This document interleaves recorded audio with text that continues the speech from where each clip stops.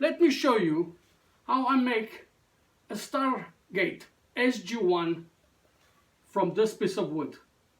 Here it is, like I said, from a square one to this one.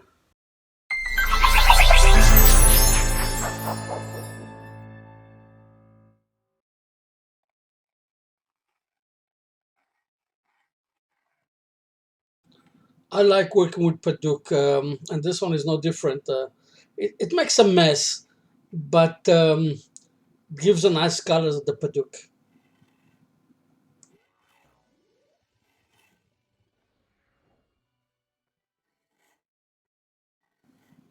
I have to mark everything with a pencil, otherwise I won't see it, all the marking that I made with the ruler. Old age, what can I do?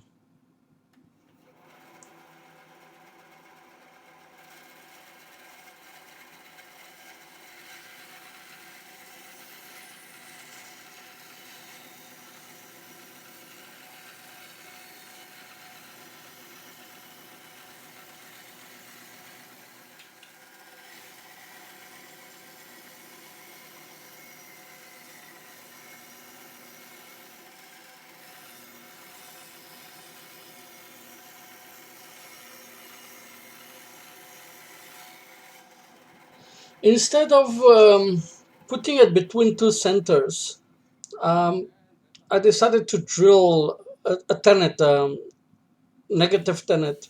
Uh, it works very nice. It creates a perfect tenet, and it's a 53 millimeters wide.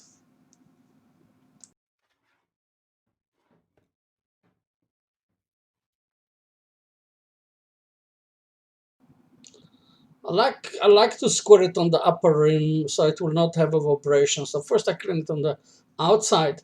I reduce the vibration and then I can do the rest of the work.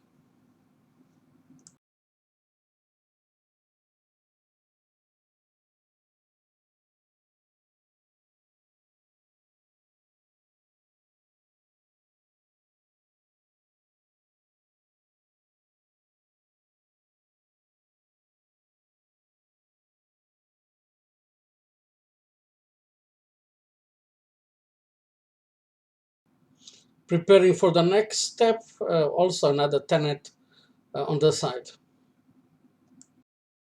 You know that I use only carbide tools, and this Black Friday, a friend of mine advised me to buy um, a parting tool from a company called Black Line Tools. Man, this thing cuts wood like it's out of fashion. I fell in love with this one. It works brilliantly. By the way, I'm not getting any anything from them, so I just think it's a great parting tool. Black Line. I'll put at the bottom. I'll put the link to their company.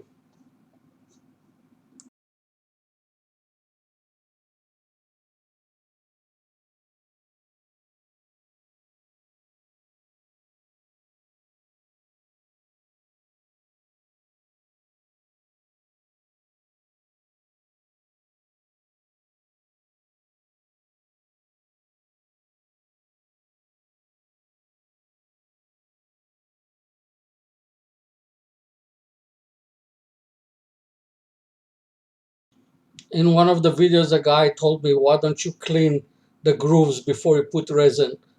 So I did.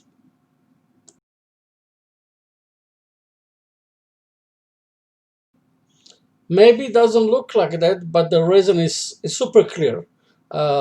Resin for art from the UK, super clear. The black one is from the wood.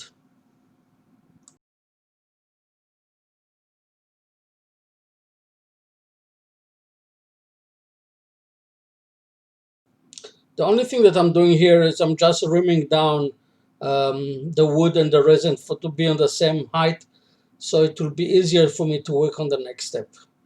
And it does resin leaves behind it like Halloween.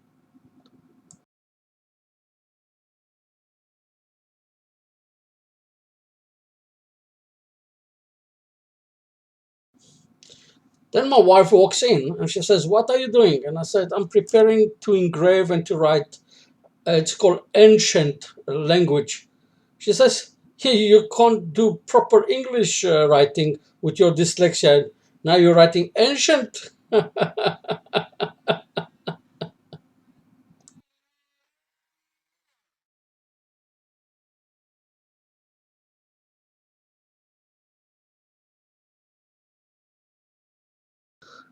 I'm routering the alphabet on top and the numbers at at the bottom line as best I can do. I really, really have a horrible handwriting, but I didn't want to copy it exactly as it is because I didn't know if there is any protection to it.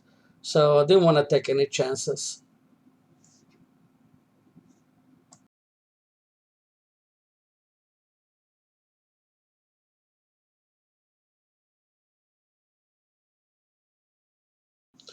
The last minute, I decided to edit another rim on the outside, and I'll put in this rim, I'll put red, and after that, in the letters, I'll put black.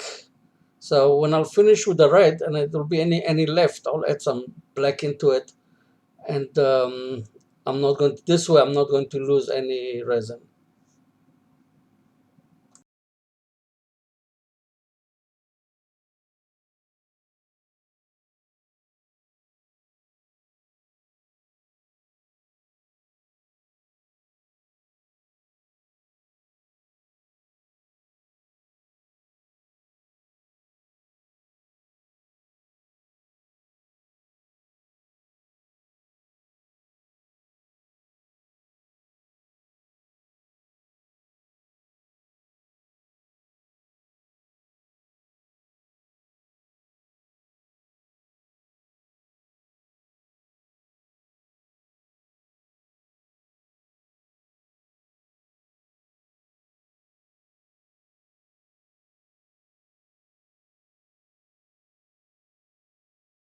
And now I turn it around, and the reason is that I wanna grind down here till I'll get to the clear, and I'll have the measurement.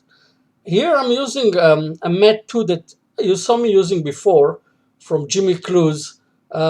This tool takes away wood like second to none. Really, it is. Um, and then with the carbide, I'll clean it up.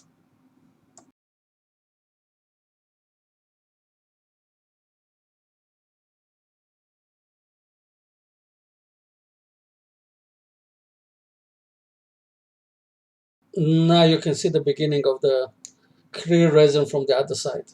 When I'll get it full, then we'll have the measurement of the thickness that I need to play with.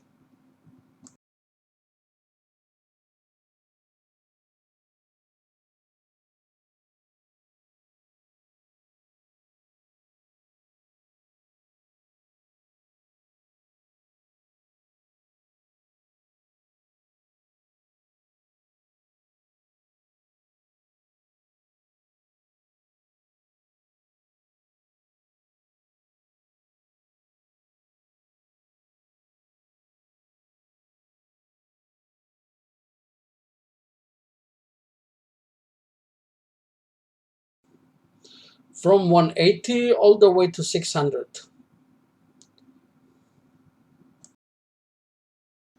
I'm cleaning with alcohol a little bit just so I can see the grains before I go to the next step.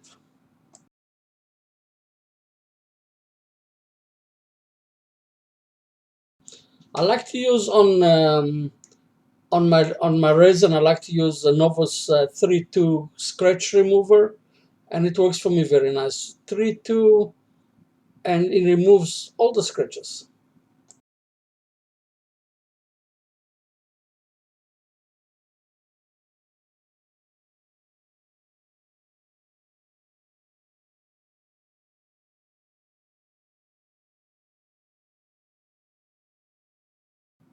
OB shine juice really brings out in Paduk the colors. And now I'm burning 3 lines.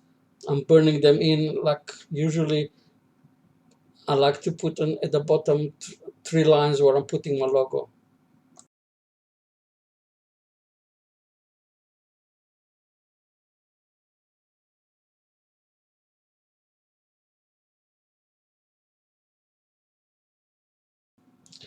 Last minute decision on the design. So I'm making 8 lines that I'm going to fill them up with an orange, strong red and orange resin, like on the Stargate. It's got like those lights. It's a last minute decision. I don't know if it's a good one or a bad one. I'll see it when I'll finish the project.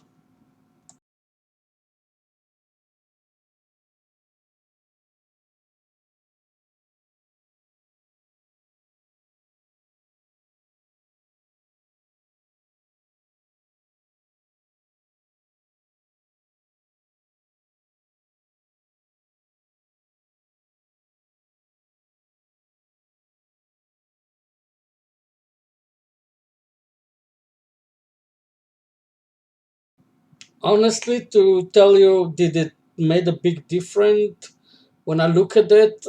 I don't know. You must let me know.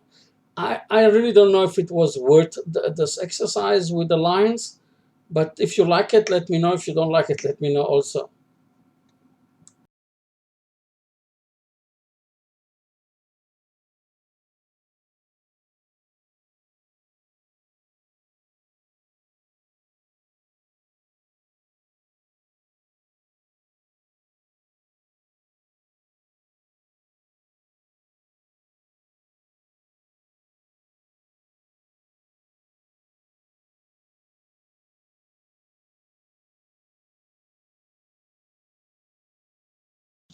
This is a Lichtenberg burning machine. I made it myself.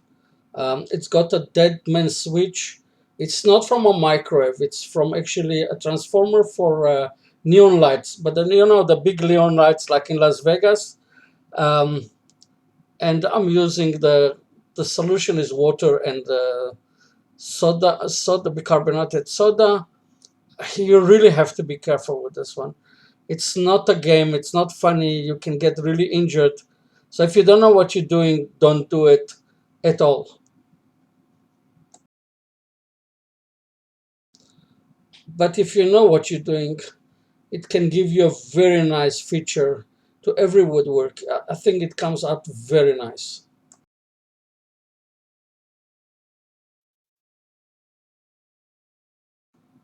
By drying up a little bit the solution from the wood, I can control better the flow of the flame. So it goes more or less the same direction that I want it to go.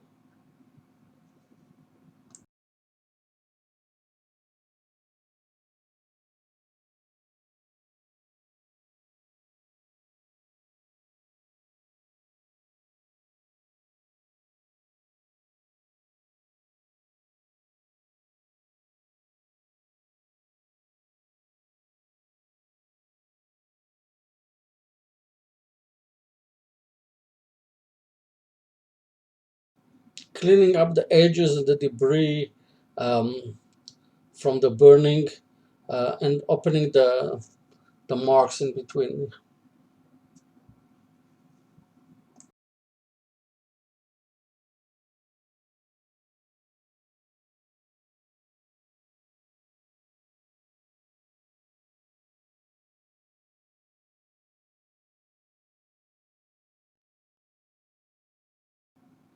I'm using blue pole, to put into the grooves, the burning grooves, because the gate opens in a blue color. And then I'll clean it off and I'll put some clear on top of it so it will stick to the inside. Now we just clean it up a little bit. I'm going to leave a little bit of blue in the on the outside on the rim, and I'm going to use Obi shine juice to shine up the whole thing again.